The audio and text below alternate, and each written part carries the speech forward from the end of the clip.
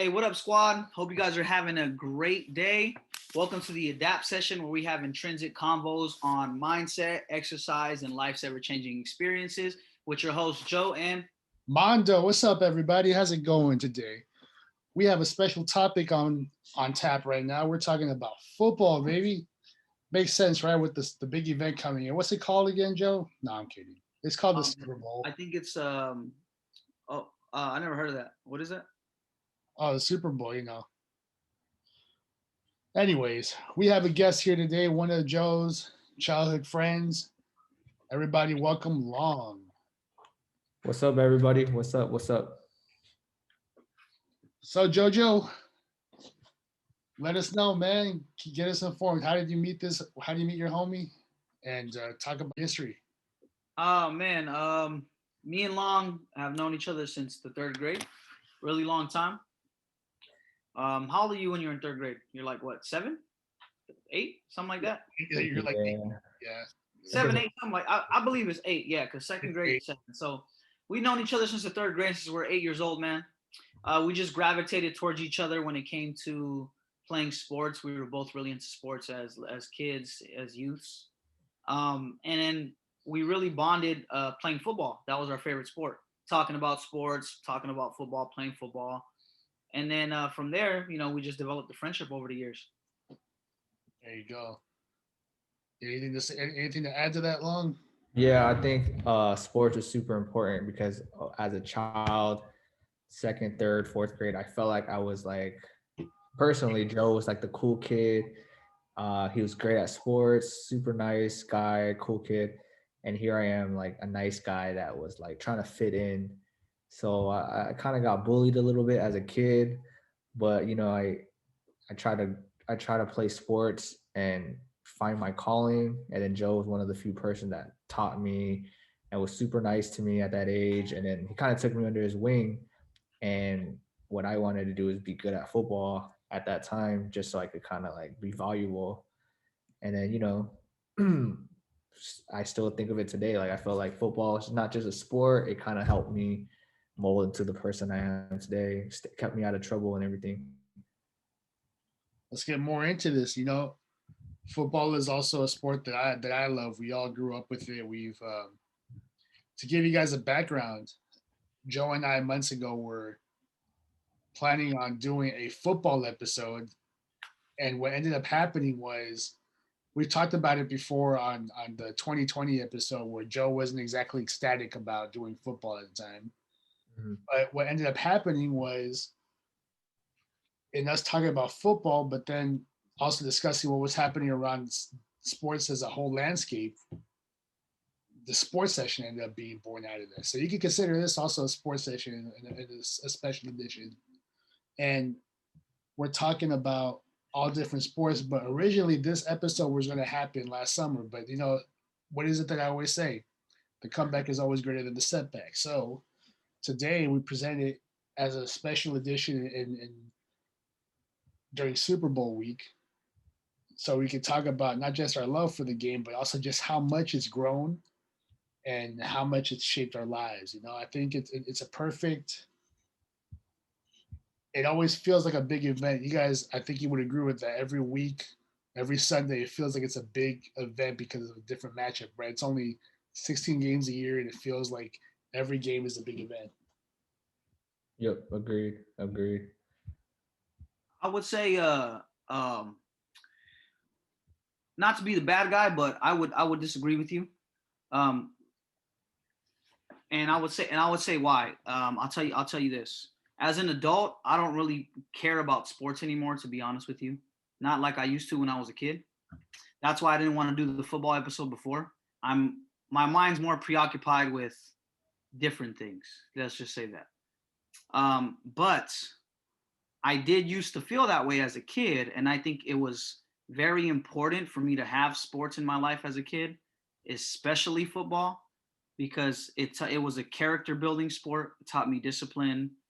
It taught me how to lose properly, and take those losses as lessons. I established lifelong friendships with people, like with you, Armando. Ever since I met you when we were younger, we we gravitated towards each other and we really started bonding because of sports, football in particular. Same thing with Long when we were kids. So I think sports are great for kids to develop, character building skills, and just develop them as youths as they're growing up, right? Camaraderie, team camaraderie, building friendships that way. A lot of other things that are kind of slipping my mind right now, but all of the above that I just mentioned.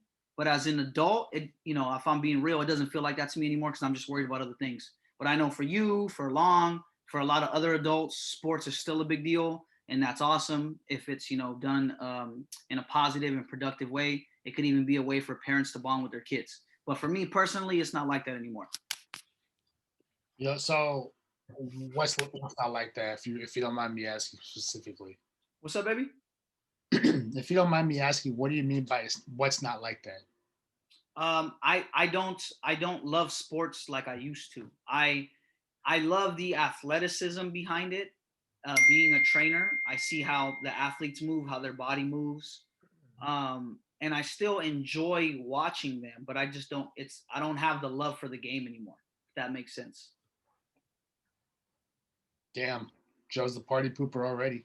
I'm just being real. If and it's all good, right? Because this is a sports session. We're talking about football. I think sports have a they play a great role in our lives, honestly, for a lot of things. But just in my opinion, um, I also believe sitting down to watch a game for like 3 hours is a waste of time. That's just for me. I would rather be doing something more productive with my time. That's what I mean. As an adult, I'm trying to accomplish different things, and when it comes to sports, it just doesn't sit the same with me. That's just me, though. Yeah, I hear What a villain. you. Man, I'm the opposite. On Sundays, I'm watching it from the start of 10 o'clock all the way to the last game at 8 p.m. On Sundays during NFL season, it's like my day. Like I'm watching from the start to finish. And usually it has to do with like rooting for your team, obviously, and then rooting for just players. For example, sports has gone so high, like fantasy football has gotten so big now. It used to be big, but it's even bigger now because now there's daily fantasy sports where people are putting money on it. And then as you get older, I feel like a lot of the adults, like watching sports because you could gamble, right? Daily fantasy sports or gambling. And that just it's just like a site of enjoyment watching a team and rooting for a team or a player to do well and then making money. So I think it is like an addiction in a way, Yeah. especially during football season. So for the record, I understand where Joe is coming from when he says that there's better thing to do with your time in terms of production. But I think where I'm getting at is that it feels like a big event because it's one time a week, especially when you're watching your own team and you're watching them and you're with a group of friends or you guys are watching at the same time. You guys are texting together, maybe Zoom together, maybe FaceTime, and you guys are just like it's one of the coolest bonding things that you can do. You know what I mean? Like it's like, or you go to the local bar, watch a game with some of your friends.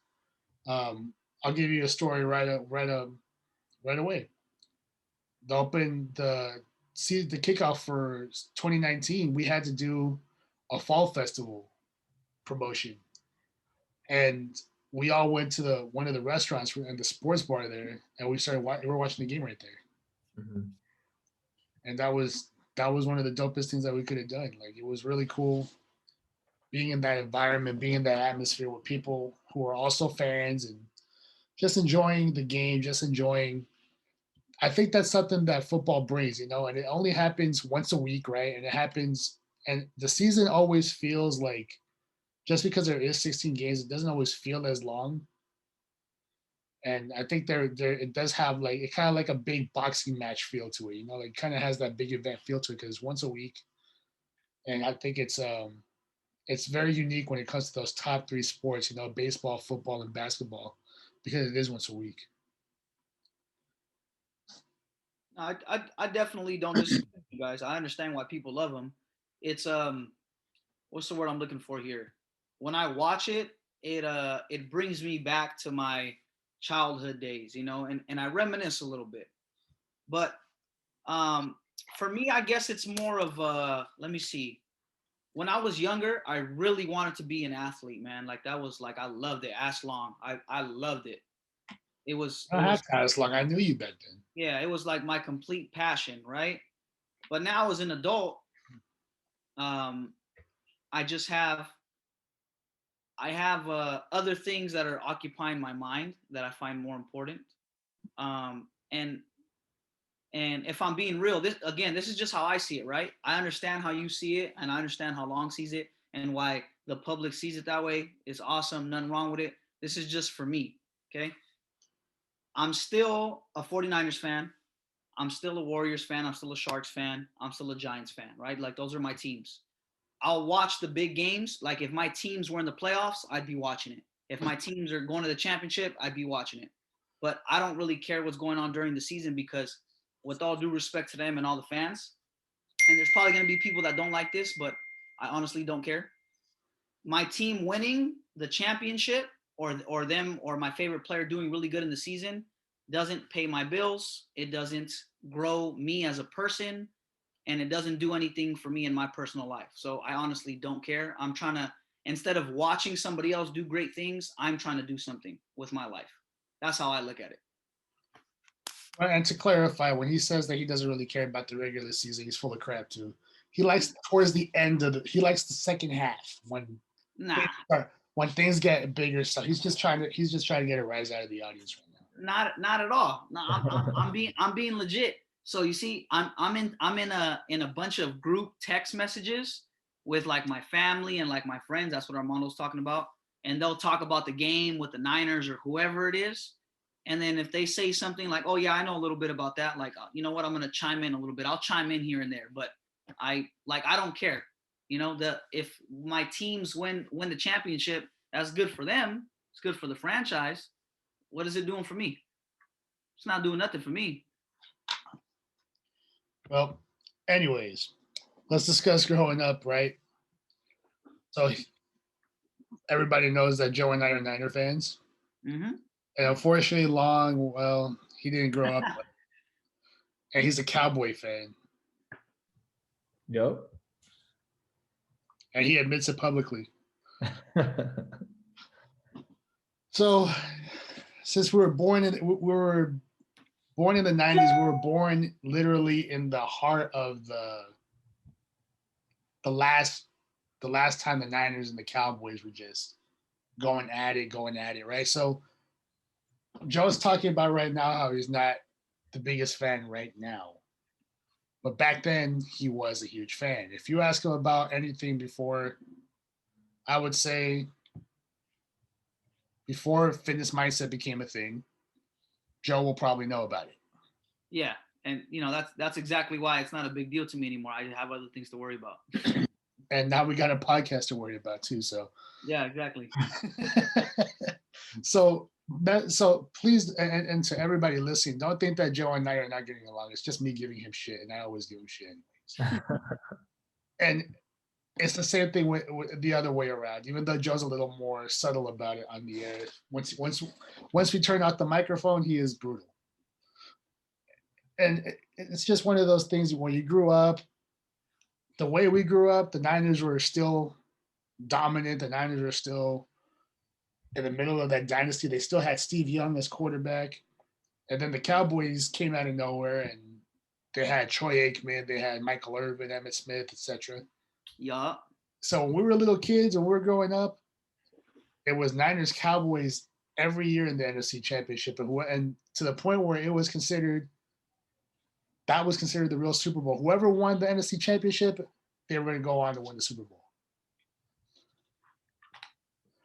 So Long, as a Cowboy fan, and despite the fact that that you guys have probably the only division that's remained consistent for the past 50 years or so, would you consider the Niners as your biggest rival? Yeah, I believe so. I mean, obviously, being a Cowboy fan living in the Bay Area, I see it more so. Yeah. But I think the Cowboys and Niners is always going to be one of the biggest rivalry for us. You think so? Like, okay, so Armando brings up an interesting point. Yep. When I was a kid, there were a few teams that I hated, right? One of them was the Cowboys. Yeah. I hated the Cowboys when I was a kid as a Niner fan. Long was my boy, you know, so me and him would like go at it back and forth, like just joking around, right? Yeah. Like Yeah. just joking. But like just because Long's a fan of the team, he's not, you know, a part of the organization. So I don't hate him. He's my friend. Let's just make that very clear. But I just hated the rivalry that the Niners and the Cowboys had because I felt like it was pretty neck and neck, and it was like a 50-50 chance who was gonna win the fucking game. So I did not like that. Yep. Although I will say this though, Joe, even though you're a little more disconnected right now, when we had that preseason game against the Cowboys last year. Oh yeah, I got into that. Yeah, one. we got into that. I got into that one. We got into that one. So yeah, and to add to what Joe was saying, the Cowboys are one team, the Packers were the other team, mostly because we couldn't beat the Packers back then. But I would say the Cowboys, man. That's like almost that's about 5 decades of battles between the Niners and the Cowboys, man. You were talking in the 70s, you couldn't beat them and we couldn't get a championship to save our lives. And then the catch happened and the Cowboys went into the depths of hell. Yeah. What were you gonna say before that long? You were gonna say something, bro. Oh, I was gonna say Joe knows his favorite football player as a kid was Joey Galloway. He always talked about Joey Galloway. Cowboys wide receiver. Quincy Carter. Yeah. Hey, he was dope though. I'm not gonna hate on him. He was good with the Tampa Bay Buccaneers too, right? Yeah. It's pretty good. You know what? A safety that I hella liked from the Cowboys too was like that Long told me that, oh, you remind me of him when we were kids, right? He was like, oh, you play like Roy Williams. He was a hard hitter. Oh yeah, he was. He used to hit hard, man. And then Long showed me some clips because obviously I wasn't a Cowboys fan, so I didn't watch them. And being in the Bay Area, the only time we'd like see them is if we played them, right? Like you wouldn't see their games on TV. Mm-hmm. Yeah. Unless you had like special direct TV or cable or something. Or if they were on prime time or something like that. Yeah, exactly. So I wasn't too familiar with them at the time. And then Long was like, oh, he's been in for like 1 or 2 years. So he showed him to me and I was like, oh, damn, this dude's dope. I like him. Yeah. Man, I just remember it's kind of funny because this year we played the Niners played the Cowboys this year. Mm-hmm. And we're all excited, right? Especially over here because Joe and I can tell you, man, back in the mid 2000s, those were some dark years for the Niners. And the coach at that time was Mike Nolan. Yeah, I remember. AKA the guy who picked Alex Smith over Aaron Rodgers. Yep. Best decision ever. Yeah. Anyways, he came back to the league this year as a defensive coordinator for the Cowboys. Yep. So I remember telling Joe at the time, I was like, "Hey, guess who's the Cowboys coordinator?" And I tell him, "Hey, Mike Nolan's back." And he's like, "Stop fucking with me. Who the hell would hire him?" And then and the thing that made us laugh though, because Joe talks about how he's not the biggest fan anymore, but he looked at the coaching staff for the Cowboys and he's like, "Yo, this is the same shit from when he fucked up the Niners." Yeah. Hopefully he fucks up the Cowboys too. Yeah, I mean our defense was really bad. He actually got let go a couple weeks ago. Oh, he did. Yeah, 1 year.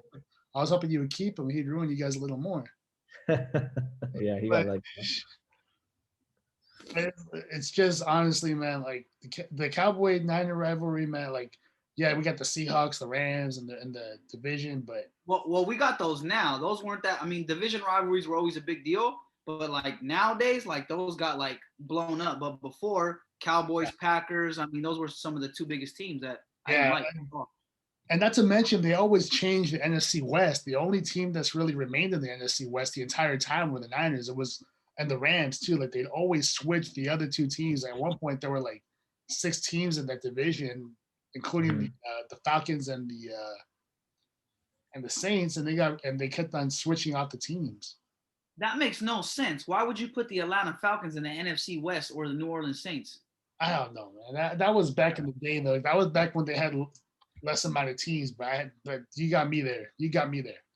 That I mean, I guess that makes sense if they didn't have enough teams in this region of the country. So I just the NFC West was always like changing teams. The only teams that remained in the NFC West were the Niners and the Rams. That's it. what do you think about the Niner and the Cowboy rivalry, Long? Because I know you said that it was a pretty big rivalry, but do you think that was honestly bigger than like your division rivals? Because I know you guys got a big one with like the Eagles and the Redskins. Yeah, Yeah, I because think they were so. the same thing, right? I think with the Redskins, well, the Washington football team is always going to be big. But I think for me personally, just living in the Bay Area, the Niners are probably the biggest. Because every time, like if you look, like if you try to go to a Niner game right now and they play like the Cardinals or something, tickets you could get as low as like 40, $50, right? Mm-hmm. But when like the Cowboys are coming to town, it's a minimum of 1 to 200 minimum nosebleeds, just because like that rivalry is so big and the Cowboys is such a big name in the media. Like just going to watch a Cowboy game is super expensive. So and you always see like Niners and Cowboy fans. I mean, I see a lot of Cowboy fans in the Bay Area. So it's Yeah, big. It's big. there is a lot of Cowboy fans out here. Treasure. You guys are deep out here in Cali. I was surprised. My cousin's a Cowboy fan too, so me and him would always go at it. Yep. And you know what's funny is also when the Niners would go visit Dallas, the Niner fans were you would feel the Niner presence in there. There was a game, the last game that Patrick Willis, the last time that Patrick Willis was with us, I think that was 14. Hmm. Went over to Dallas and they intercepted Tony Romo a couple, like about 2 or 3 times. And if you look at the crowd, it was mostly Niner fans. I Oh, for real? remember. Yeah. So yeah, that was so so yeah, man. That's a rivalry that's I would love to see it get reinvigorated. You know what I mean? I would love to see it get reignited in the coming years. Maybe next year. We'll see. It looks like our both of our teams did bad this year, so usually the next year we'll probably do better. Yeah, so hopefully we get that, man. Because I mean, I would love to see the Niners and the Cowboys reignite that rivalry. Because I mean, as much as we dislike the Seahawks out here, Hmm. the Seahawks, man, that's not the Cowboys, man. The Cowboys ruined some playoff runs for us, man. So let me ask you guys this: how did you guys become Niner fans? Like, what made you guys Niner fans out of every team? I was born into it. You were born into it. What about you, Joe? My family were Niner fans, so just Okay. naturally, I became a Niner fan. Just like when I was a kid, I actually used to be a Laker fan before I was a Warriors fan. If I'm being real, Yeah, because my uncle is like a big. He likes the Niners and the Sharks, of course, but he was a big Laker and Dodger fan because I guess when he was growing up, they were like the teams, right? Mhm. So he influenced me a little bit with the Lakers, and that's how Kobe became my favorite player. I liked the Lakers when I was a kid, but then like when I started, getting into my teens, I was like, man, I'm from the Bay. The Warriors are the team. I mean, even though they sucked, I was Yeah. like, I'm a Warriors fan. Like I'd rather leave the team with more championships and a better franchise to be loyal to where I'm from. So because I was only influenced by him. But yeah, so that's how I became a Niner fan, and every other sports team was my family. Okay, it's good to know. yeah. He was a huge Kobe fan back in the day. Still remember that. Still remember those, man. Didn't you He have the was my favorite player. Didn't you have the Crazy Eights back in the day too? Yeah, I did. So there you go, man. Like it's fandom, man. Like when you're a kid, you're a fan of the player, Yeah, for and sure. it wasn't until later that I love the Niners, but my favorite player as a kid was Jerry Rice. Gotcha. Yep. So when he left the Niners, man, I didn't know how to act because it was like, man, how are you gonna lose the greatest receiver of all time? Yeah. Who was your favorite player, Long? Right now or growing up? No, Both. growing up. Honestly, my favorite player growing up was Randy Moss, just because I was a wide receiver, and he was the best wide receiver like when I was growing up. Um, I still think he's probably the best receiver. Uh, to play, even though Jerry Rice is up there with me longevity wise. Everything Jerry Rice does is really well. But I think Randy Moss like revolutionized wide receiver. Uh, how so? You like the way he plays, like his big catches, like what is it? Man, I just think he was like a freak. So he was tall, right? He's like 6'4" or something like that. And then he was crazy fast, 4.43 speed. And he was just out there with always he invented Moss, right? So you got Moss. Yeah. So like that's a term that we still use today. Like when I'm playing football out there and someone mosses me or I moss somebody, it's still going to be a term that's going to be always used, even if he's retired 5 years ago. Moss is like the football equivalent of Kobe. Like everyone like those little garbage Kobe. Yep, exactly. Yeah, when he made a catch over somebody, he jumped in the air to do it. You mossed them. Yeah. So that's a term. That's a crazy thing that I thought of. Moss is a great receiver, man. But that was until January. What do you mean? He always disappeared in January in the playoffs. Oh, I see. So yeah, I consider Rice the greatest, but if I had to, that's one of the things that I respected about T.O.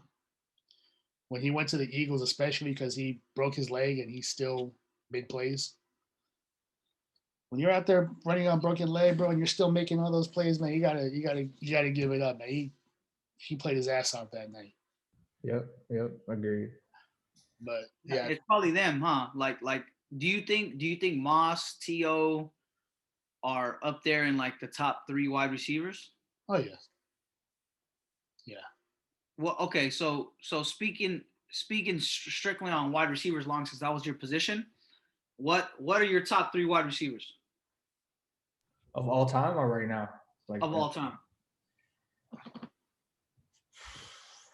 Man, I think it's gonna be cliche, but me personally, Randy Moss, Jerry Rice, Terrell Owens. Okay. The top 3. Yeah. Michael Irvin didn't even make your list, huh? No, I really like Michael Irvin, but I think that like Michael Irvin played in a really run-heavy offense, so statistically wise, he didn't have the most stats, right? I see. Okay, I see what you're saying. He's good though, very good. I think he's underrated, man. Honestly, yeah. I think if they were more, because he was dangerous back in the day, but then like you look at Troy Aikman's numbers, I think only one season he had over 20 touchdowns, right? Like it was just one. Yeah. But the majority of the time he was under 20 touchdowns a year. So yeah, put him in an offense that was pass heavy like the Niners back in the day. He would have been up there with the top 5 in my opinion. The way that Michael Irvin was playing at the time. Yeah. That makes sense. I get it. That's when you guys had Emmett. Emmett was a big deal. Yeah. Oh, and I know he's not on the Niners or the Packers, or he's on the Packers, but not on the Niners or the Cowboys. But you know who else? And Joe will remember this guy, Sterling Sharp. Oh yeah. Can you imagine? Yep. Sterling Sharp. You know him too, right? Like, if he was on the Packers when the Packers were kicking the Niners to the side all those years, that they would have won more Super Bowls, man. Yeah. Because Sterling Sharp, man, he was a freak of nature at the time. He was a bad boy, that's for sure. That injury ruined him, man. Yeah, he got hurt. Yeah, you see, these kind of conversations were really, really fun to have when I was a kid. And we would just be talking football all day, huh? Remember that long? Yep, all day. It was always like, who's your favorite wide receiver? I would always be like, Joe, who's better, this guy or that guy? And it was just a week-to-week basis. You would always have to update your resume, Yeah. I'd be like, oh, did you guys see this Sunday's games? Because just how you guys are talking about, you guys watching football all day. That's what I used to do as a kid, but I like study it. And then I'd go to school and I'd try to play every position the way that my favorite player from that position played, try to make catches like whoever my favorite wideout was, throw the ball like whoever, just tackle, all that. It was so much fun to talk about. But go ahead. I was going to say, and it's funny to talk about that because when you started training, it still played a big part in your life because we used to watch the combine and see what type of workouts they do and then Yeah. execute in the class. Yep. I would watch the combine to get ideas for exercises that I give to the class. It wouldn't be combine exercises, obviously. That's like elite level stuff, but I would try to break it down as best as I could and have people in class do that for like agilities, conditioning, whatever the case may be, right? So yeah, I would watch the combine just to basically like study how they move. So it was really, really sports played a really big part in why I became a fitness trainer. You know what I'm saying?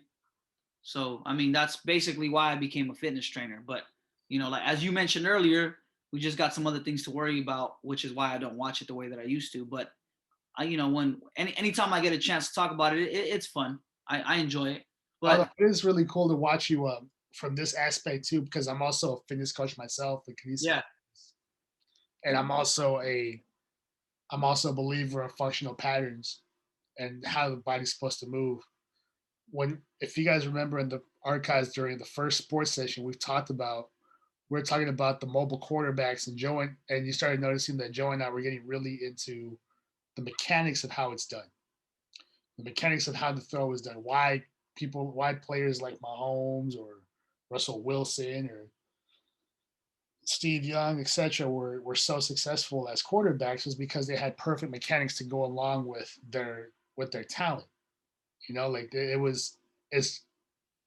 I think your fandom went from stats and did you see this play to that went to, oh man, did you see how smooth that pass was? Did you see how the mechanics of it was?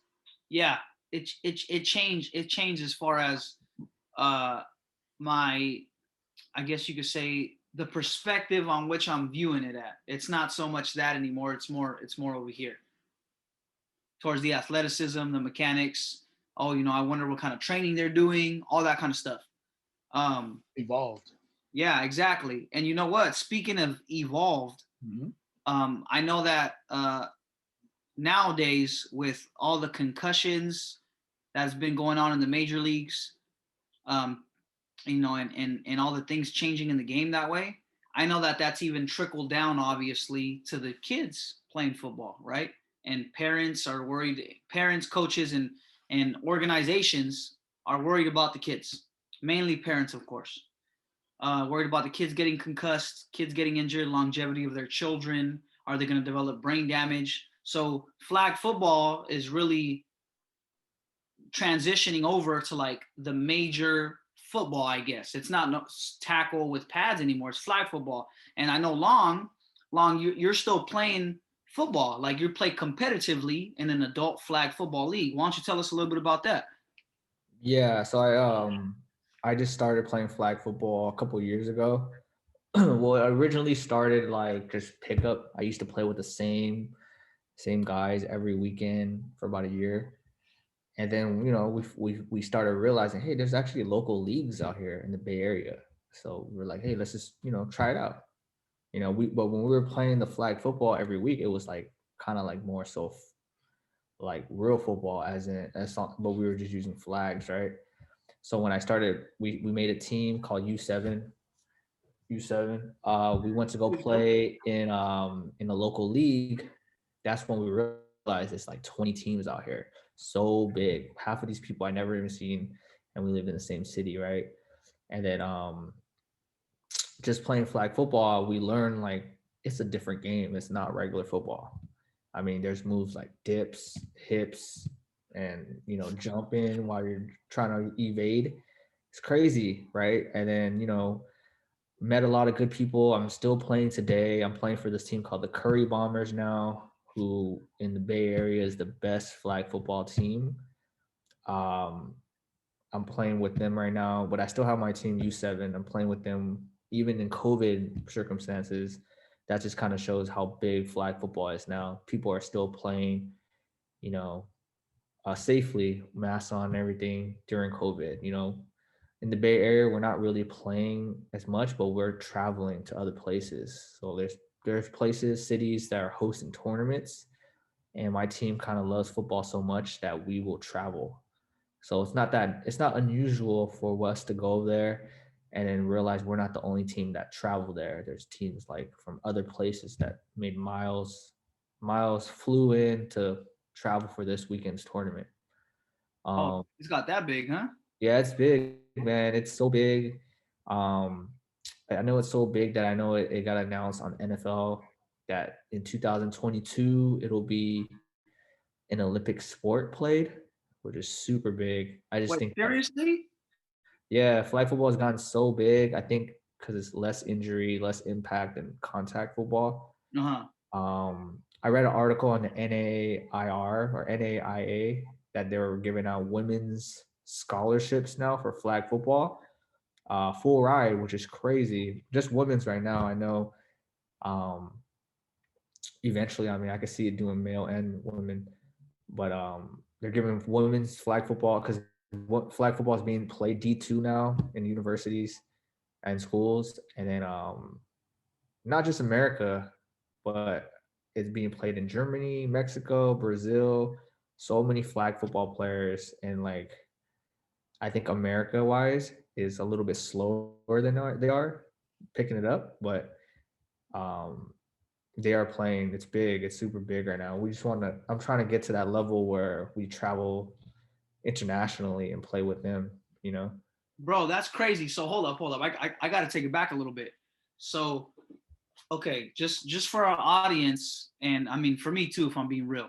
So football's gotten so big, right? Flag football, not tackle, not pass, but flag has Yeah. gotten so big that they're playing it around the world, an American sport, not not football, not soccer, but American football, right? Yes. Okay, and then secondly, more women are taking up the sport, right? Because it doesn't have the contact, and women are getting scholarships to play football, like to go to college. Yep.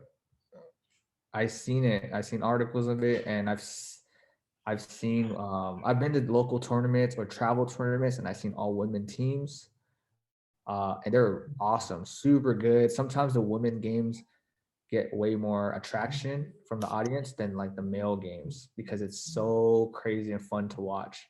Like the latest tournament I went to in Arizona, I watched like 2 games in a row because we were just so amazed how good these girls are at football. You know what I mean? It's so crazy to watch them This is juke and crazy. You know catch what? and throw farther than some of the males. Like some of the girls could throw 60 yards. It's crazy.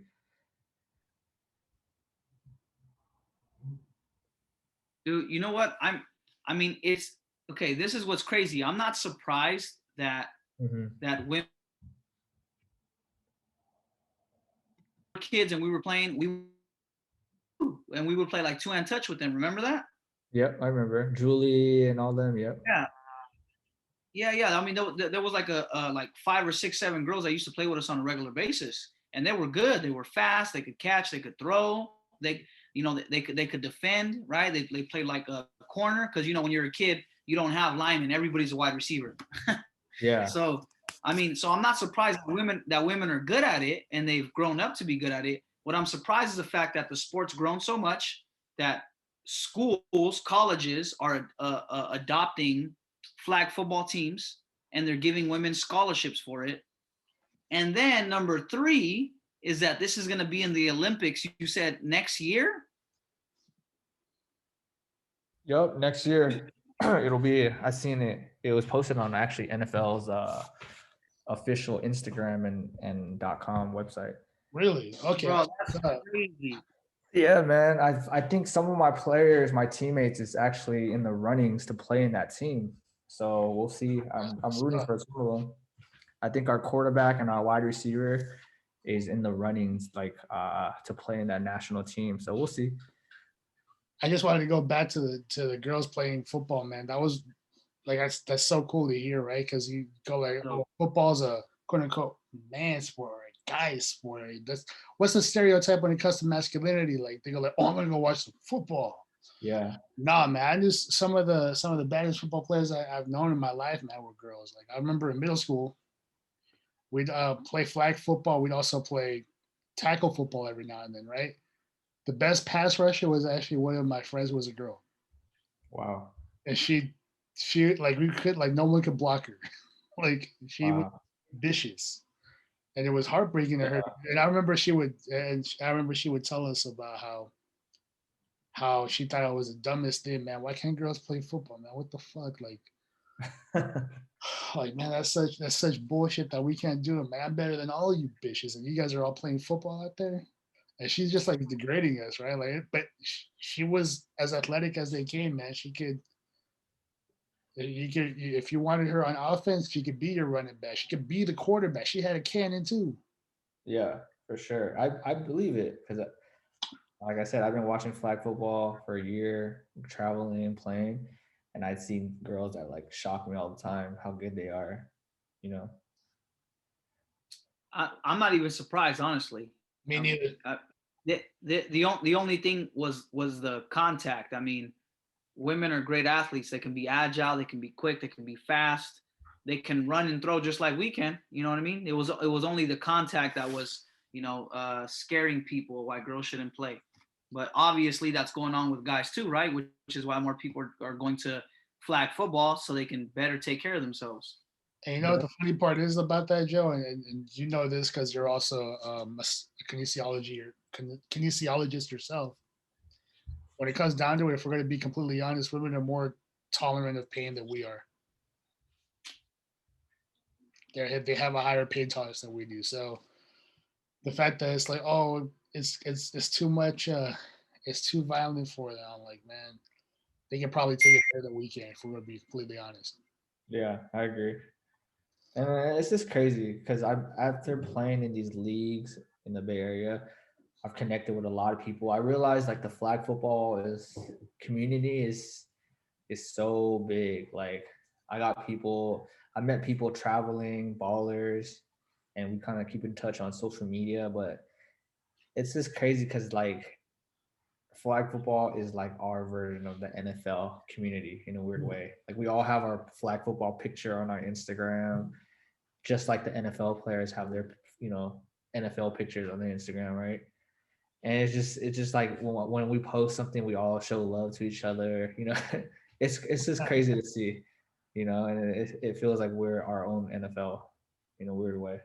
I think the fact that the games, globalizing, and it's going to be with that, it's going to be put into the Olympics, and women are getting scholarships to go to college for it. I mean, you guys basically are now. You know what I mean? I'd Yeah. agree with that.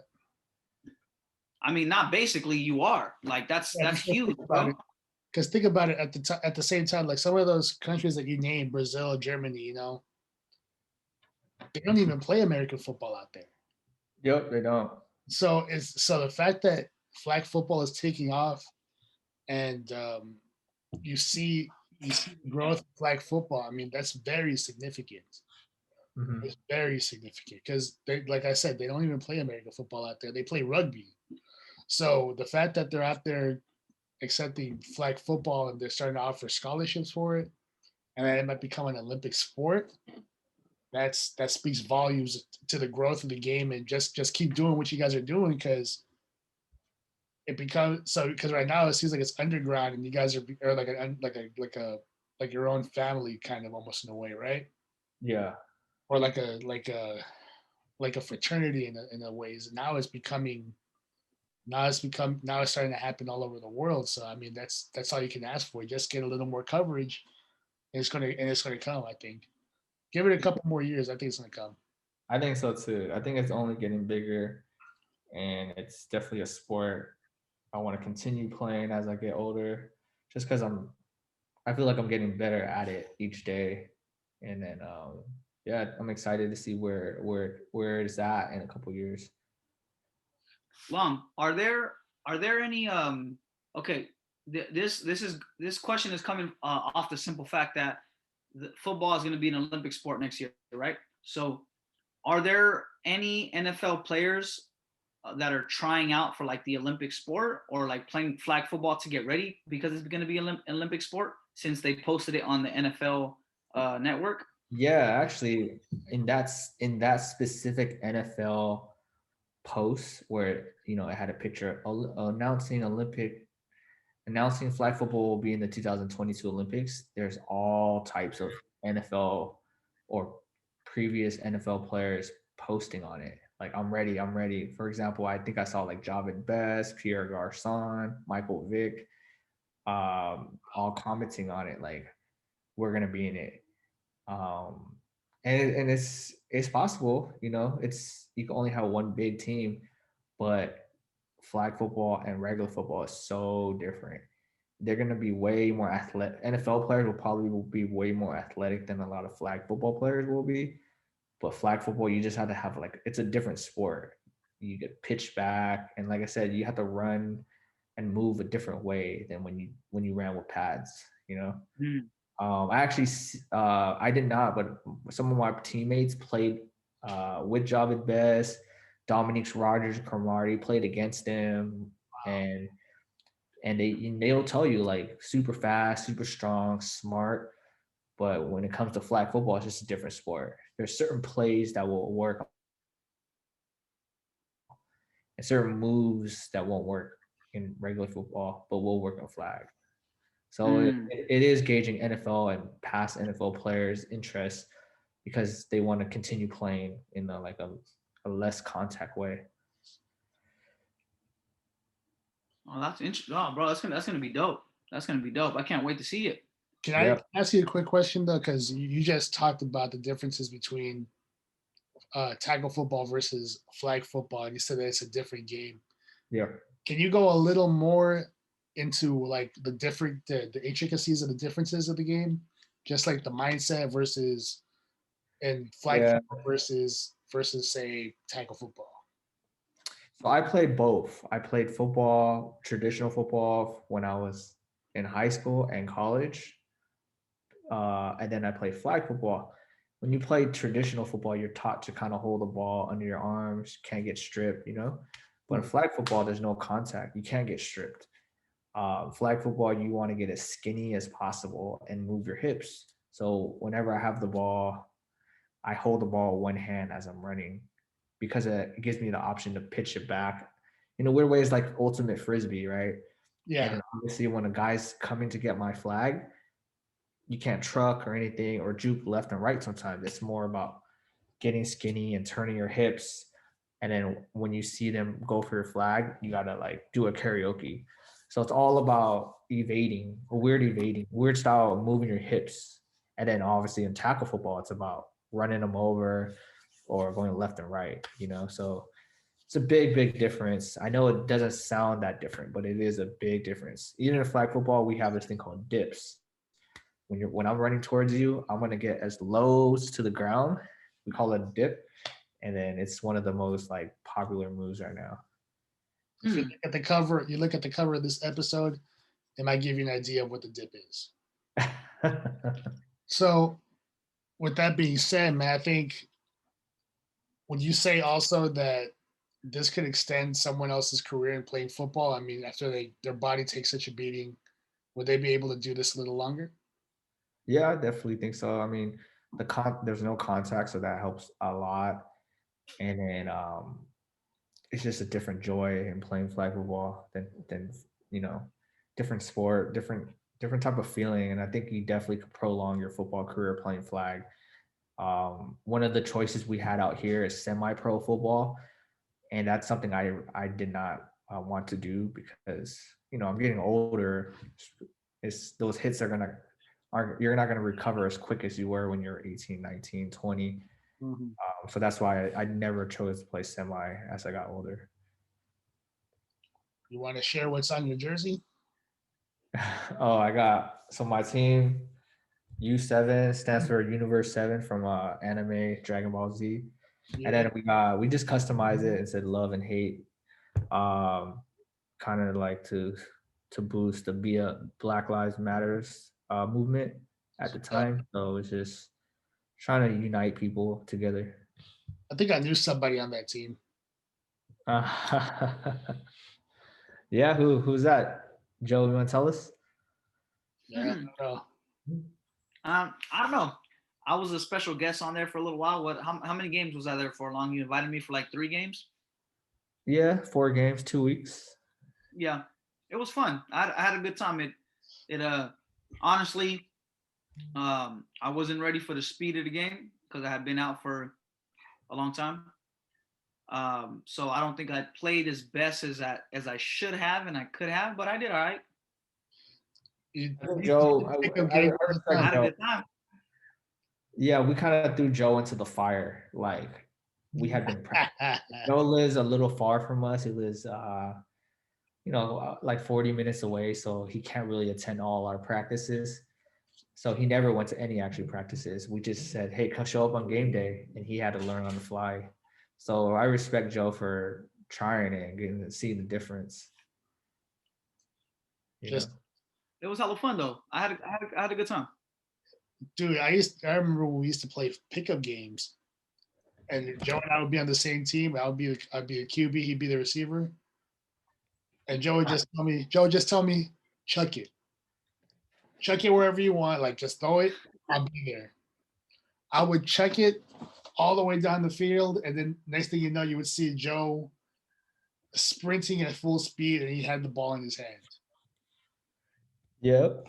Well, we I so was we, young Joe back in the day. Joe, you could probably still do it though. That's the funny thing. Like we had a barbecue a couple years ago over at our gym, and we had a pickup game going. I'm begging Joe to play with us. I'm like, Joe, play. He's like, nah, bro, I'm chilling. And he stayed in that same spot the entire game. That's the entire day because he was just chilling. And I'm like, dude, come on, play with us. He's like, nah, bro, I ain't gonna play. No, no, no, no. So I'm looking for someone to have a defense. Then later on, Joe was like, okay. Joe gets up and he's like, okay, throw me one pass, right? He's like, just chuck it. I chuck it up in the air, literally halfway through the field. I throw it hella far, and he's still able to do it. I'm like, man, why didn't you play the pickup game with us? He's like, I didn't feel like doing it. And then he walks away.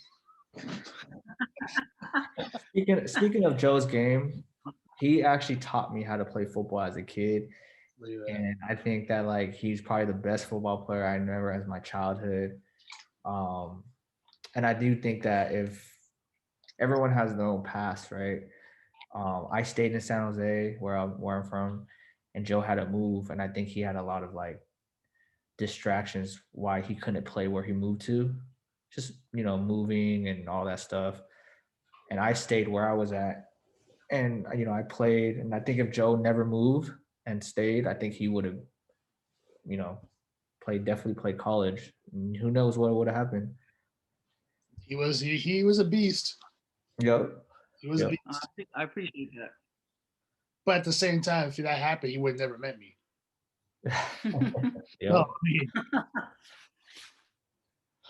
I mean, I think it all worked out, honestly, but I'm just kidding. But honestly, he was a freak athlete. Like I say all the time, and people, he's like, nah, I'm okay. I'm like, nah, Long, please tell them. Joe is a freak athlete, isn't he? He was freaking fast as hell. Yep. Fast, strong, could jump, catch, throw. He was pretty much a complete player at that age.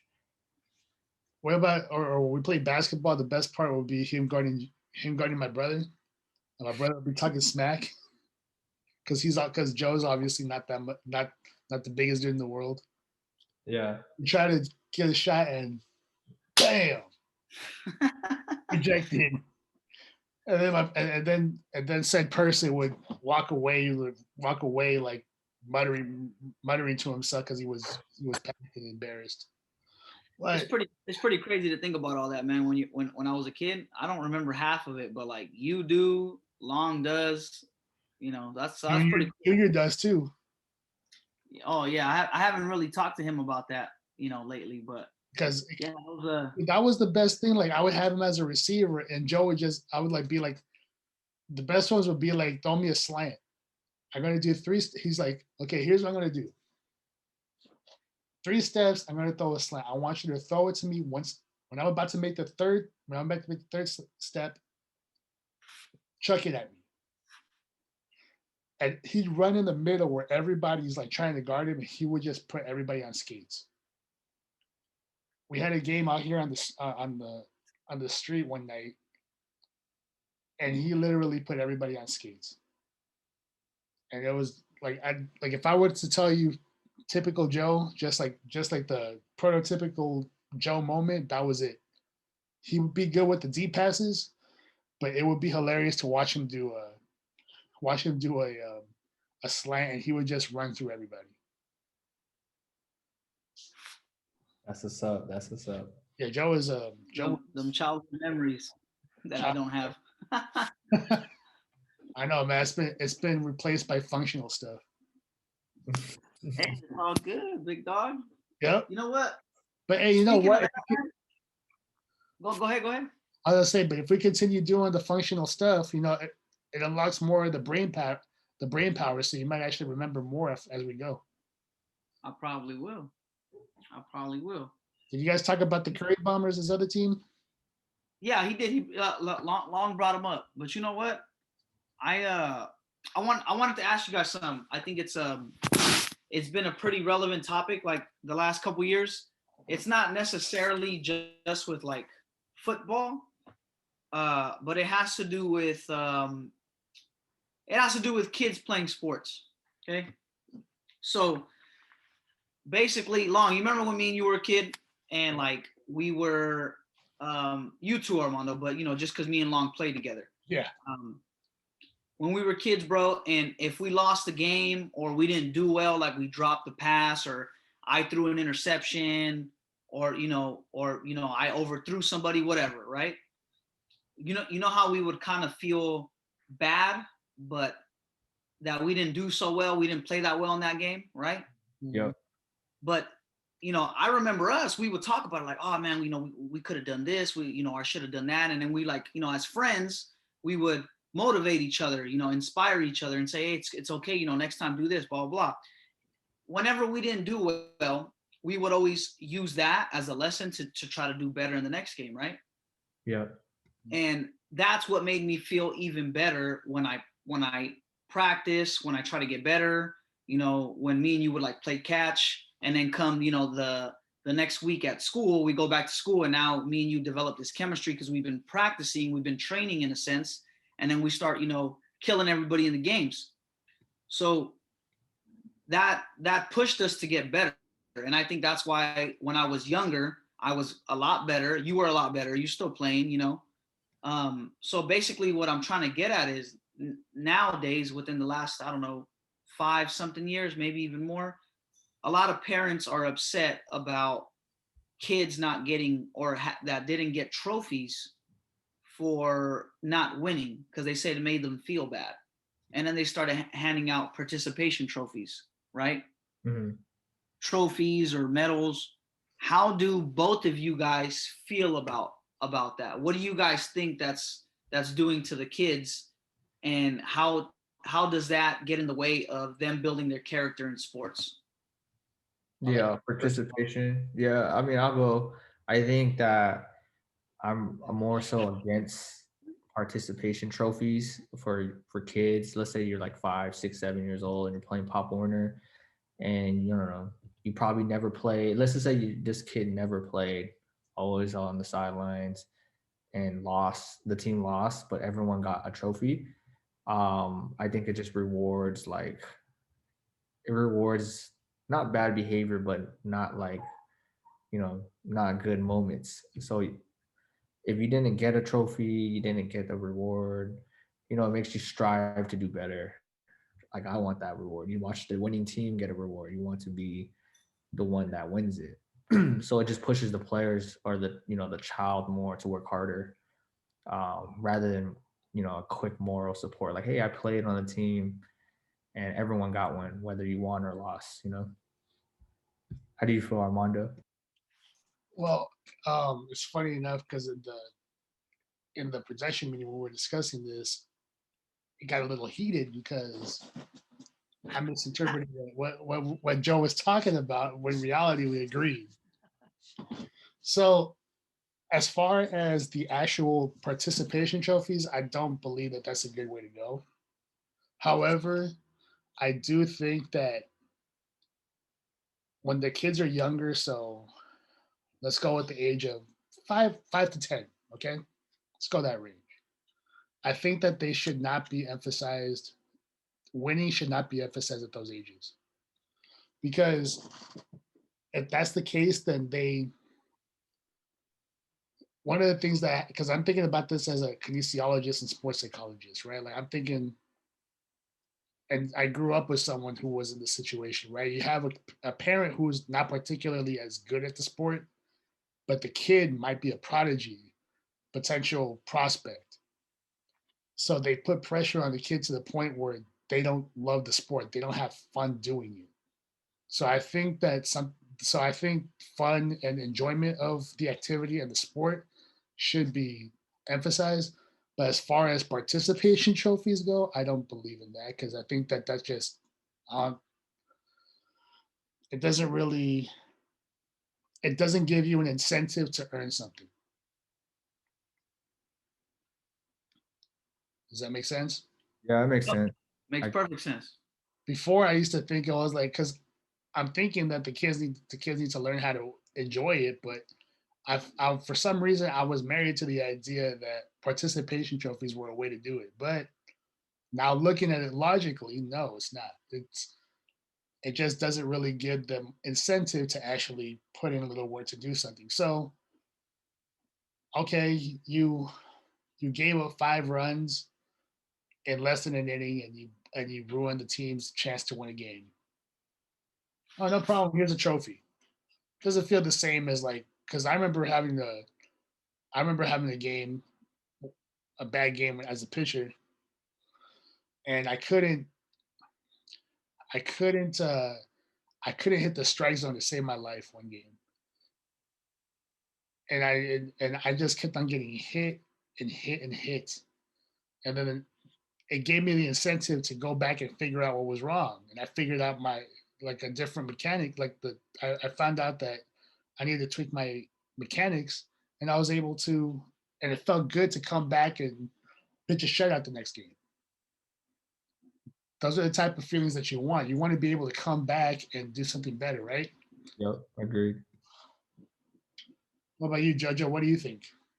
Yeah, no, I agree with both of you guys. I think kind of like that little story I told before. You got to develop. It made me develop resilience. Yeah, That I'm not always gonna win. It teaches you how to lose, and what I mean by teaching you how to lose is you never really lose, right? You have to develop that mindset that okay, I have to learn something here. I lost, so now I have to learn some. What's the lesson that I can take from this? As a kid, I obviously didn't think like that, like no, the way that I'm explaining it and articulating it to you guys. However, it did make me want to try harder and get better because okay, that team beat me. Those guys beat my team. So I have to go back and learn some and share this with my teammates, share these new plays, these new techniques, whatever, and then get better. So not only did it develop my character as an individual, but I felt like it made me a better leader, and it helped develop the character of my team. It helped build camaraderie, right? Learning how to work together to make something happen. So I feel like there's a lot of good things that um, that losing taught me, and not always getting rewarded just for participating, but that if I want an award, if I want to be, um, what's the word? I guess looked at that way by my teammates, that I had to earn it. I had to come to school with some new information to help them. So that's how I feel about it, and I feel like if kids get those participation trophies, it's gonna take that away. Basically, what you guys were explaining, teaching them to learn how to work hard for something. so basically, what you're saying, bro, is that you learn to adapt. I honestly did as a kid, yeah. But I didn't look at it the way that we look at it now. It was like a kid, like, no, It's for that. I gotta get better, I gotta win, right? Yeah, And agreed. back then, you don't even think about the actual preparation when it comes to a game. You're just thinking, all I gotta do Yeah, is go hard because you're pretty good at it, or you just gotta like no. It's like my coach was telling me, he's like, no. What happened was that you weren't looking at your spots. You weren't looking at what the catcher was put in the position for the pitches. So I was yeah, once I started figuring that out, and I started figuring out to what's known as the arm slot to release the pitch. Once I figured that out, I was okay. But it takes it takes a little bit of time to do that, and you appreciate it when you grow up, but when you're a kid, it's all about winning, winning, winning, winning, winning. But at the same time, sometimes you can have the wrong parents around you too.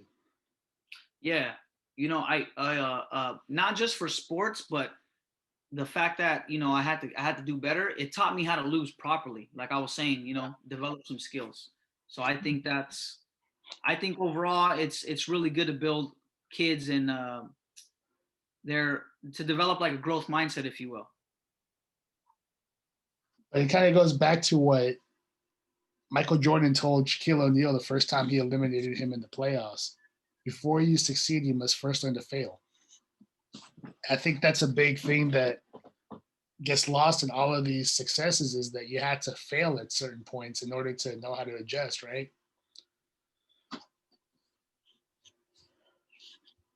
Yep, no, I agree. Very good quote by Michael Jordan, best athlete of all time. He's the GOAT, man. Well, Yep. that's a topic for a different time. But in talking about football, I mean, it would only be right that we continue the conversation about football, Mhm. talking about the event that's coming up this upcoming Sunday, Super Bowl 55. Yes, sir. The Chiefs and the Bucks. Tom Brady again. And Patrick Mahomes. Patrick Mahomes. Old school versus new school. They're calling the old school golden boy to the new versus the new one. Let's see what happens. I guarantee. I know who's a little bitter about it though is Bill Belichick. Yeah, I'm sure. I'm sure. Because everyone used to say like Bill Belichick made Brady. So what you think, Joe? What do you think about Bill Belichick and Brady? What about him? Do you think that he's happy about it? Do you think that he's happy about it? That who's happy about what? But that Tom Brady made the Super Bowl without Belichick after all these years of Belichick hearing that if it wasn't for Brady, he wouldn't have made the Super Bowls. Nah, I don't think Bill Belichick is upset or feels any negative way towards it. I think he's probably happy about it. I mean, Tom Brady's been his quarterback for years, so why would he be upset that he made it? That whole conversation was something that people outside of the league made up, fans, just kind of trying to put their 2 cents in. So I think he's genuinely, I think he is genuinely happy for Brady, seeing him go with or without him. I can see that. I guess I can also see a part of Bill's competitiveness being like, damn it. Like he made it. He actually made it without. He actually made it there before I could. Like, I see. I can see that. I can see that being involved. I don't know about you, Long. What about you? Yeah, no, I definitely could see that too. He could definitely be supporting, but we'll see how the game goes. Who are your guys' prediction on who wins? That's a good question. I don't know, man. I think Mahomes. How's the Bucks defense? They're pretty good. They're pretty good. Do you think? Okay, so I think the real question is Bucks defense or Chiefs defense? Bucks. Well, I like the Chiefs too. The Chiefs defense is really underrated too. But I wouldn't put them as I wouldn't put them in the top half, I guess you could say. If you were to talk about the team, but I tell you what though, I think if you were to ask Mahomes right now what defense he'd rather be facing, this defense or last year's Niners, Mm-hmm. tell you this defense. Because last year's defense, they got after him. They were the ones that gave him problems. I think they could get to the quarterback. I think the biggest issue that the Chiefs are facing is the fact that they have Tom Brady on the other side facing them. Yeah. That's the biggest difference. I honestly I honestly don't really have an opinion on it, man, because I didn't keep up with the games, so I don't know what the Chiefs were really looking like, which is why I'm kind of relying on you guys. I Mm. don't know what the Bucks are really looking like. Honestly, all I know is Tom Brady goes to the Bucks. They start picking up all these weapons. I wasn't too familiar with how well the defense was playing. So, but they're the Super Bowl, right? And in the Chiefs, it was a little bit more expected because they made it last year and they beat us. I'm a Niner fan, so they beat us. And I have to disagree with you, Armando. I think the Chiefs' offense lit up our defense, bro. We only did so much. That's exactly why they won. But Oh, I think we did as well as anyone possibly could against Mahomes. Mahomes is just a huge. He's a supernova, man. I don't think anyone's going to beat him in the shootout. If it's Yeah. a shootout, then I think Mahomes wins. But if the defense, you think Mahomes got Brady in a shootout? yeah, Okay. I think right now, yeah, because. But I think if we're going to be completely honest, man, honestly, the Niners defense did as well as anyone could against Mahomes in that offense, man. Because Yeah. that's what I'm trying to say. I'm not saying that we dominated it. I'm not saying that because we still got our hearts broke in the end. But for the first 3 quarters, the way that we were playing against him, the way that we were getting in his face, forcing turnovers, we did as well as we could. And I don't know if the Bucks are capable of doing that. I don't know if they. I don't know if they're capable of it. I don't know. I think it's gonna be a good game because Tom Brady is obviously one of the best quarterbacks ever. Actually, yeah, one of the best quarterbacks played is his 10th Super Bowl. I just think that he's gonna play keep away against Mahomes, probably take long drives. Um, and then by the time Mahomes has the ball, he probably feels pressure to score. Who knows, man? I think the Bucks will win. Um, It's gonna be such a good game because I think both teams are really good, but I think the Bucks will win barely, maybe by a field goal or something. But you know what the difference is this year too that comes into account because honestly I think it's going to be the Chiefs. Mhm. But if I were to be completely honest, Tom Brady hasn't had weapons like this in years. Yep, no, I agree. Yep. Mike Evans, Godwin, Antonio Brown will be playing. Antonio Brown will be playing. I mean, you got some weapons on that team. So I mean, he has people to throw to. He didn't have that even in his last Super Bowl he won. He didn't have that. Yep, for sure. Probably the best ever. The biggest receiver he had was Moss. Yeah, and you look at those teams and how he won. I mean, now he's on a team that he has a decent defense, but he also has weapons. So personally, I think it's going to be the Chiefs, but I would be surprised at all if Brady pulls it out. What do you say, Joe? If you were to throw a prediction out. Oh man, that's a hard one. Like I said, I don't really know too much about the teams, man. So relying on you guys. But considering the fact that Tom Brady is Tom Brady, one of the best to ever do it for sure. I'll give him his respect. And then the fact that you guys both said the Bucks got a better defense. And on top of that, Tom Brady actually has some weapons this time, like some speedy receivers that can get open, some deep threats. I'd probably go with the Bucks, even though I like Mahomes, even though I'd want Mahomes to win, even though he beat us. But speaking of that, I think this is the Chiefs' second Super Bowl appearance? Third. And the Bucks it's their second? Yeah, this is the Chiefs back to back, but I think third overall. Third overall, yeah. Okay. Back to back, and it's probably the Bucks second, maybe third, but yeah. It would probably be really crazy too if the Bucks win because the Super Bowl is in Tampa Bay. You know what I'm saying? Oh, I didn't even think about that. I didn't even think about that one. It's the first time it's ever happened. Or yeah, the closest that ever happened. First time a home team plays in their Super Bowl, right?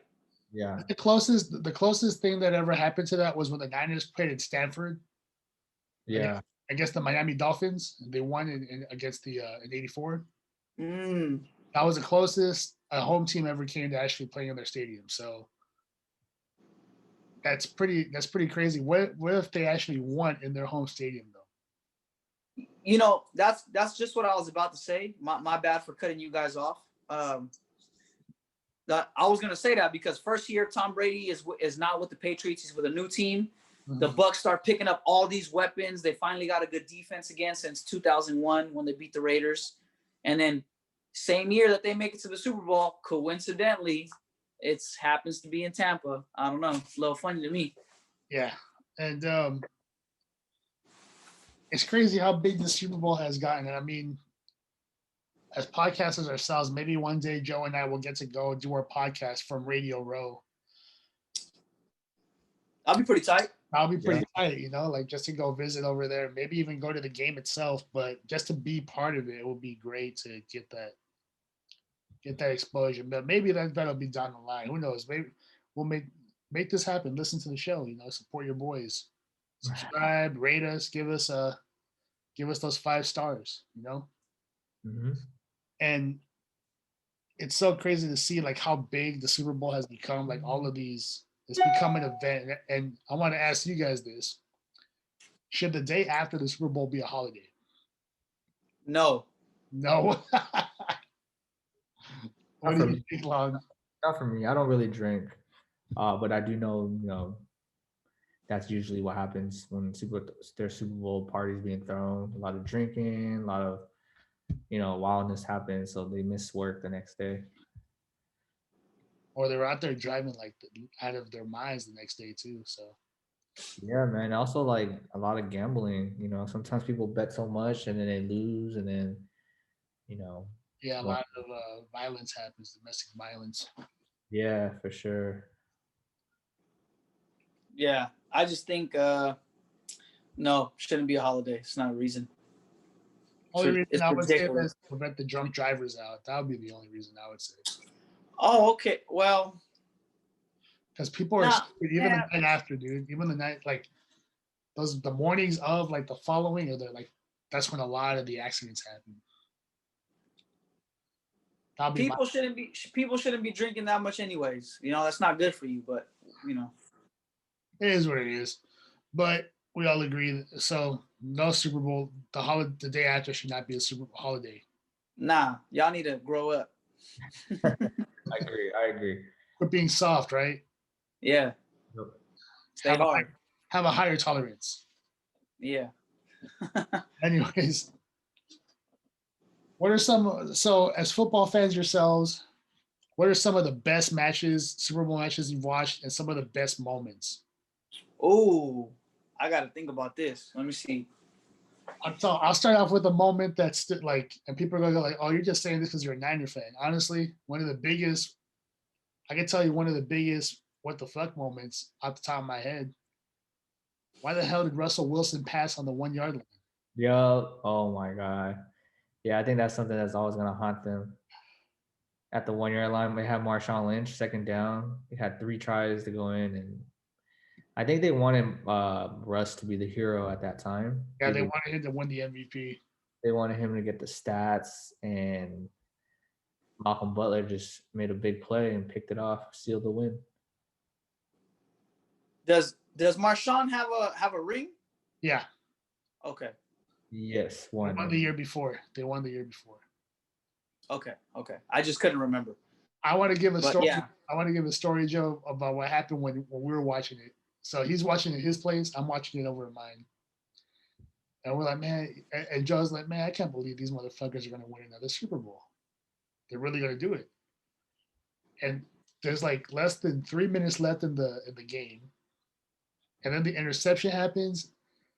And and we're both sending each other the picture of Richard Sherman with the look of disbelief on his face. Oh, yeah. I'm a meeting. At the time, we hated Richard Sherman. And Joe and I were just talking about, like, did they really, you have Marshawn Lynch and you're going to pass it on the 1 yard line? What the fuck? at the very least do a QB sneak. Yeah, agree. Like we're talking about, and the next day at work, that's all we were talking about. Mhm. That's all anybody was talking about was what the hell were they doing? And the best part was watching on YouTube all the reactions of the Seahawks fans when the interception happened, because it's just like heartbreak after heartbreak, and you're watching it over and over, and all these, and they're like, "We're gonna win. We're gonna here it is, touchdown right here, interception," and their energy goes from up here. All of a sudden, they just want to hide. It Yeah. was, look at disbelief. What was your reaction when you saw that interception, man? I was in shock just because like, in every game situation, that's like a game over type of moment. You have the best, you have the beast, pretty much Marshawn Lynch beast mode at the 1 yard line. And it was just an ideal moment for him to get the ball 3 straight times, and then they throw a slant and Malcolm Butler picks it. It was obviously a great comeback from Tom Brady too for that to happen, because I believe the Seahawks were up by a couple touchdowns in the second half, and Tom Brady just worked his way back. And I think Tom Brady was on the sideline before that pick happened, like it's over type of moment. And then I think they showed him just jumping up and down in joy because it was such a rare moment. Yeah, because he was also upset because there was an insane catch that got them to the 1 yard line. Yeah, exactly. Oh yeah, it was a crazy catch. Yeah, I remember that. Oh man. Yeah, I remember exactly my moment. I was watching it with my other friend David, and we were just all in shock when that happened. What about you, Joe? What was your reaction when you saw that? Because I remember it, but share with the audience. I was just surprised they chose that play. I mean, I think me and the whole world thought they were going to hand it off to Marshawn, just like you guys just talked about. I mean, why would you not give it to beast mode? You know what I'm saying? When we already know what he's capable of doing. At least you're there, give it a shot, like Long mentioned earlier. I was just like, wow. But I'm not going to lie, I was kind of happy that they lost. Same here. Same here. Oh, Joe and I just kept exchanging all of these memes after that, and it was like, as a Niner fan and like the Niner Seahawks rivalry, it was like it's something that we'll never forget, and just like Seahawks fans will never forget that we lost last year and etc. Right, but it's one of the funniest. It's become a meme, but also like at the same time, like everyone still questions, why did you do that? Like, why would you? You have one of the best running backs in the game, and you're passing on it. Like, it was one of the dumbest. I would say that's the dumbest play call of all time. And then another one was, now this one, Joe, I think you might remember this one, when the Patriots in 2007 lost to the Giants. They were perfect at that point, and they lost. Yep. You guys remember that? You remember that one? Yeah, I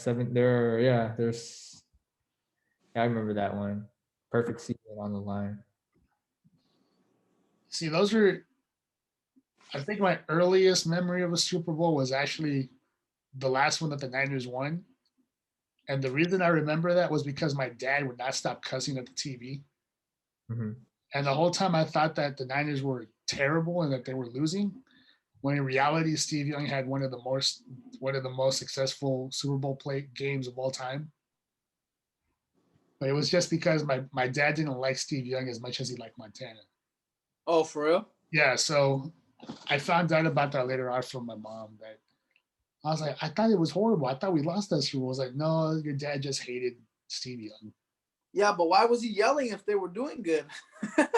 because the Niners won 49-26, right? Yeah.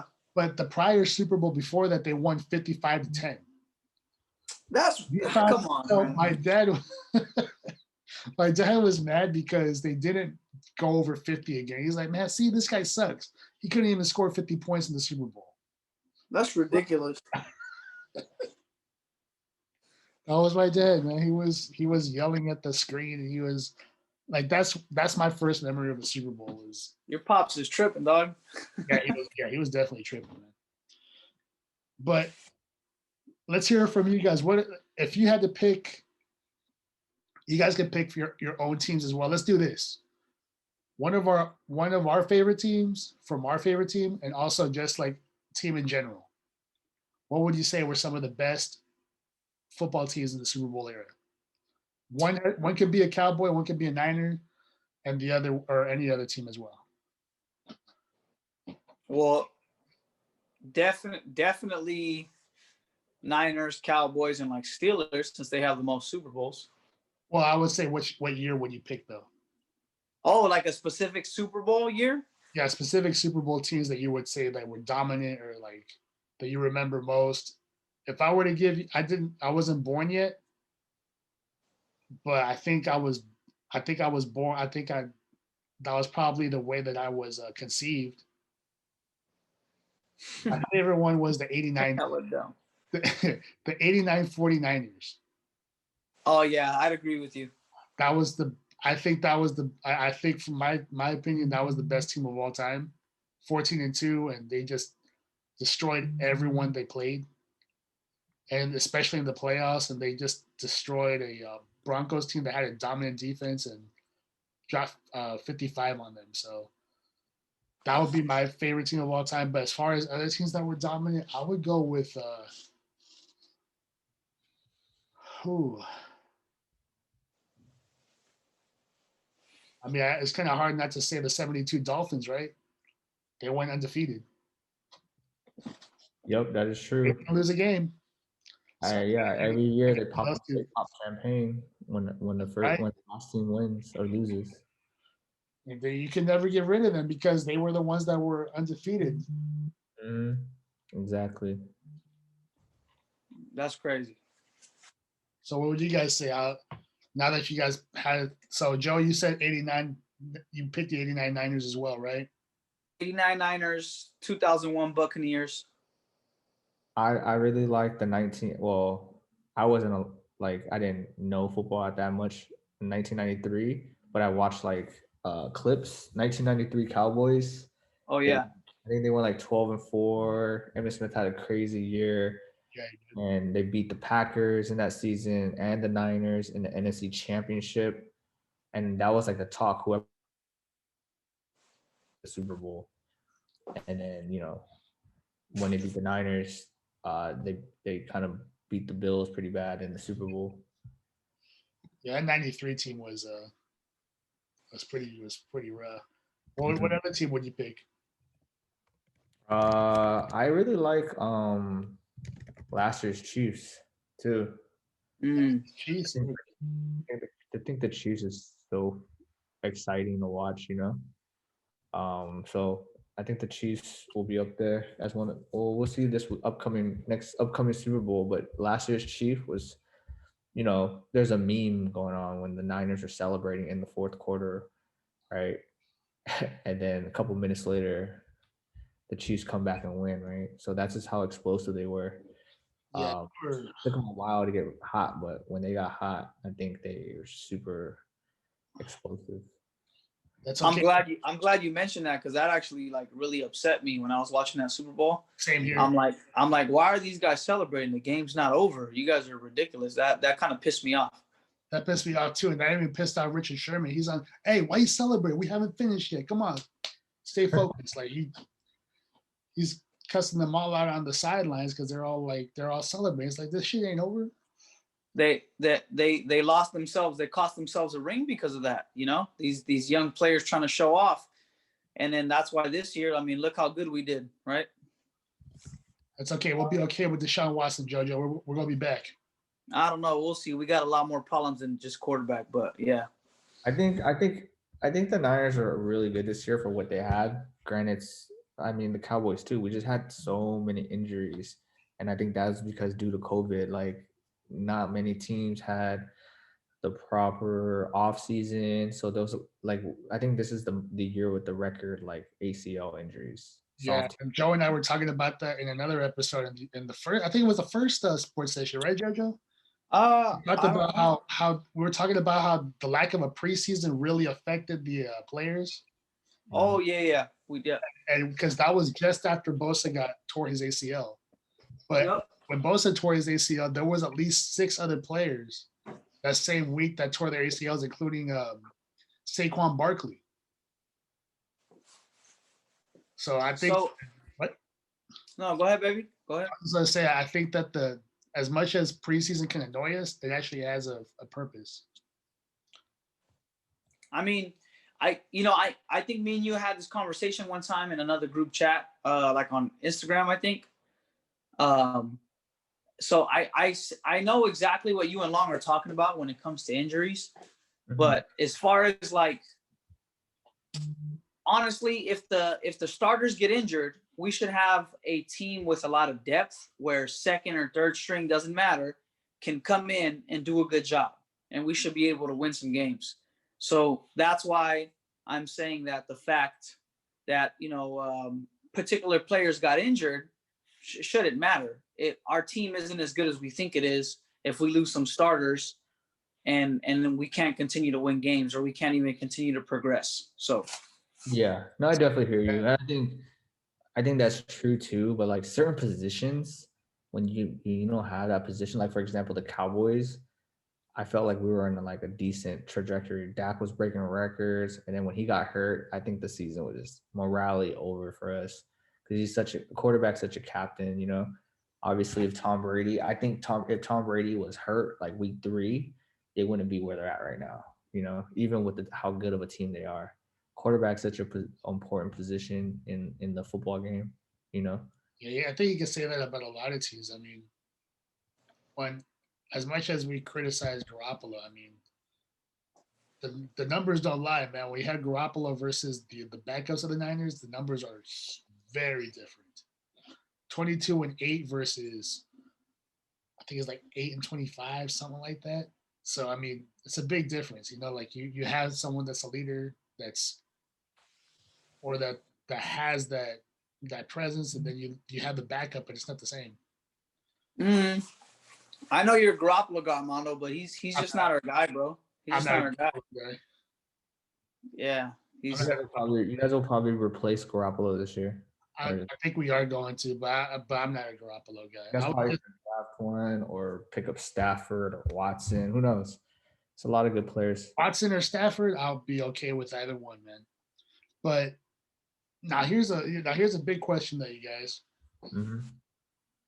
So baseball was known as America's pastime, and was for the longest time was the most popular sport here in this country. Would you say that football has surpassed baseball in popularity and as the pastime? I do agree. You agree? I agree on a lot of ways. Popularity wise, football is, in my opinion, like a lot more entertaining to watch in person and on television. I think that not a lot of teams watch football or baseball as much on not a lot of teams watch baseball on television. I've been to a baseball game. It's way funner to watch in person, right? Yeah. And then baseball is just a lot harder to get troops to play. Like football, you can go outside and play catch and play a football 2-on-2, 3-on-3, run routes 1-on-1. And I just think it's harder to set up a baseball game as an adult. You got to rally the troops to kind of play a full baseball game. First baseman, second, and so that's what I think. So, and also when I went to high school, we always struggled trying to fill the baseball team. It was always like, come play baseball. And if we don't have enough players, we're going to have to forfeit. While football was always like, we had to do cuts type style. Like we had too many people trying to play football. We had to cut some fat off and like make some cuts, What about you, Jojo? What do you think? I think in terms of popularity, yes.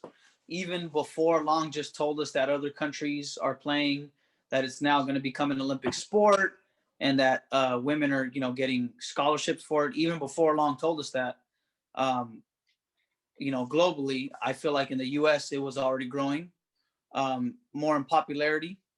But I don't think it's more of America's pastime, because there's only so many games in a season, whereas baseball, the season's a lot longer. Well, not last year due to COVID, but typically the baseball season is really long. So I would say that's still America's pastime. But I'd say as America's favorite sport, America's passion, I'd probably have to say it's football. I have to say, I have to agree with you guys on that. I think it is the NFL is number one right now. Maybe not America's pastime, but I will say this though, and I have a prediction on this because I think basketball will overtake football in a couple of years. Oh yeah? I think so. Why? The reason why is because it has something to do with politics. There's a lot of issues in terms of ownership and inequality in the NFL and the stuff with Kaepernick, etc. Uh-huh. So I think that's gonna still have a that's still gonna have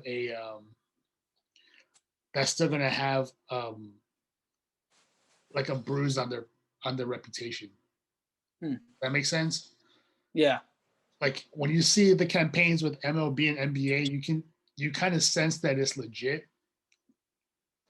But when you look at the NFL and they're talking about it takes all of us and etc., right? But it's like, okay, it's cool to see that you guys are against injustice, but why is Kaepernick not on the field? Whereas the NBA is pretty much run by the players. Look at Anthony Davis, man. He wanted to go to the Lakers. He went to the Lakers. Look at James Harden. He wanted to go to the Nets, and he went to the Nets.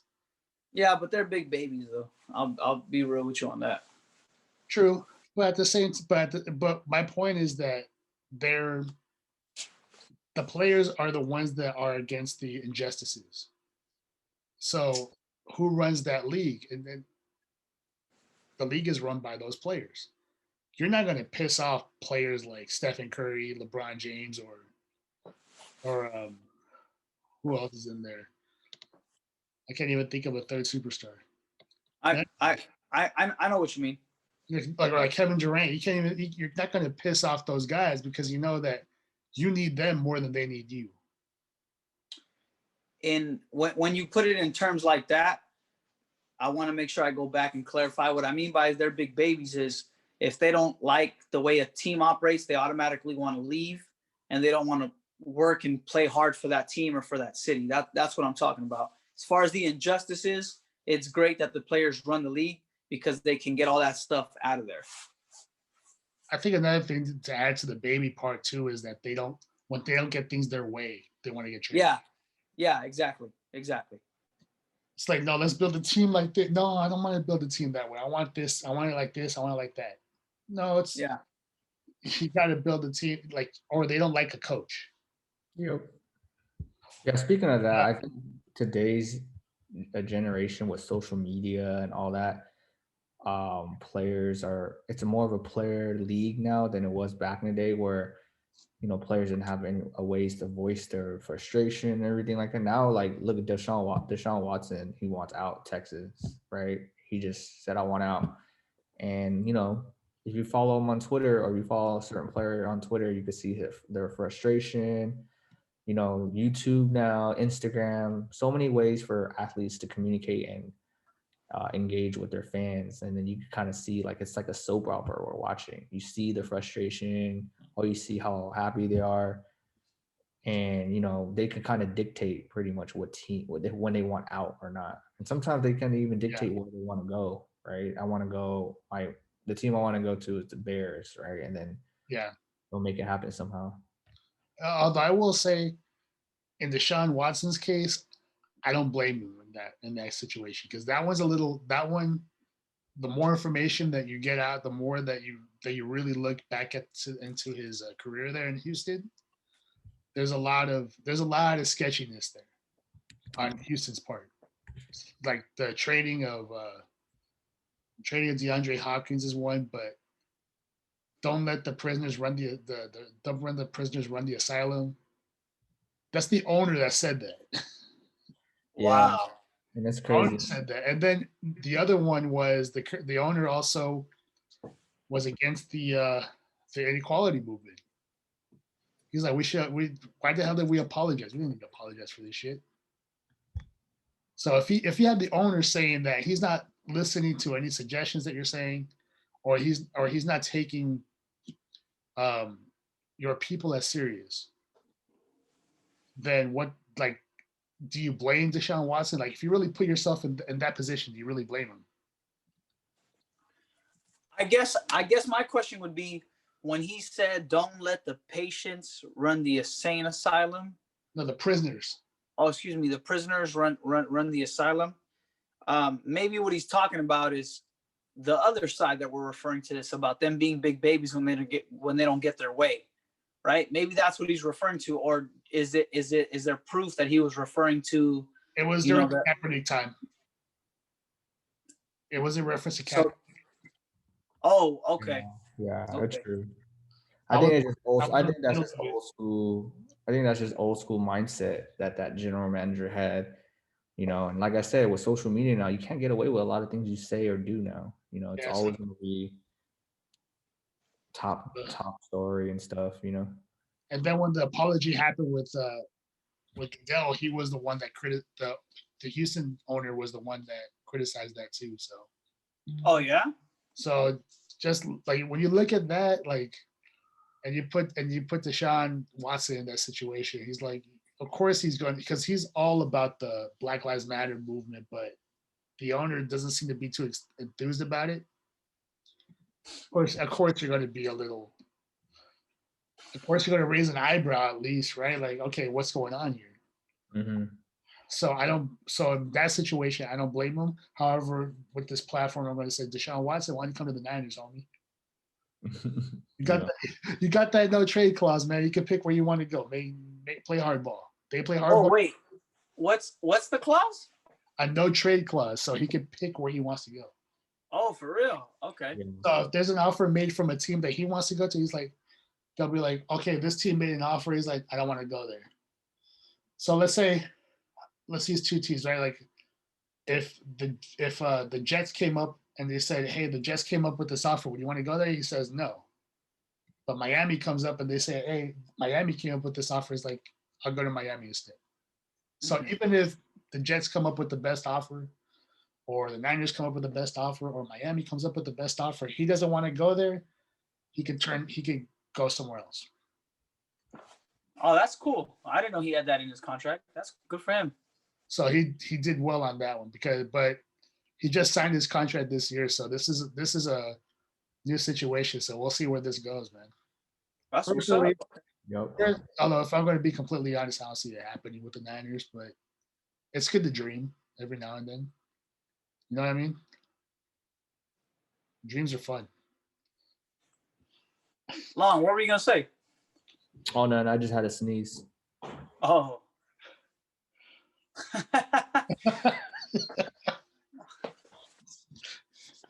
Looked like he was trying to talk. Well, hopefully we can get Deshaun Watson. We'll see. We'll see what happens. I hope the Niners don't give up too much for him though. Yeah, Watson or Stafford, I'll be good with both. Both of them are great quarterbacks. I feel like I would like to add to what you said earlier. Yeah, I'm not a Garoppolo guy. I think I defended him because he was a Niner, but that was it. But he frustrated me this season, man. You got to be available, man. A hurt ankle, if that's the only reason why you're not playing, then that speaks volumes about you. And the other thing that made me upset, so I want to say it was week 15, around the time that we were playing the Cowboys. There was footage of him practicing, and he couldn't play. If you can practice, why can't you play? Like, yeah. Does that make sense? Yeah, for sure. And So he had I was already frustrated with him before, like going into the season, but when he did that, I was like, that's it. For sure. And he had a lot of games this year where he performed bad and then gets yanked like in the second half. I don't know. I don't see that as like a starter material if you're gonna get yanked and then come back the next game. So when he plays, he can be good, but you got to be able to play, man. You got to be available, and that's what we try to do here at the Adapt Session, right, Joe? We're always here every 2 weeks, maybe every now and then a bonus episode like this, but we're always here. We're always here. We give you an episode every other Monday, Adapt Session Monday, right, Joe? Adapt Session Monday. That's what we try to do. We do our best. We show up. And and if we have to film it at 5 o'clock in the morning or 10 o'clock at night or whatever, we'll do that. We got to make sure we'll be here every time. Long, thank you for joining us. Maybe we'll have you on for another episode down the line. Appreciate it, guys. Yeah, I look forward to it. I hope I'm on for anything. You guys let me know. I'm free. Thank you guys for joining us for this special edition of a sports session. We discuss football. We love the game. It's growing a lot. Flag football has grown a lot. Hopefully it keeps growing. Maybe we'll join you in the future. Yep. You guys take it easy. Later, squad. Play squad. Talk to you guys soon. Bye.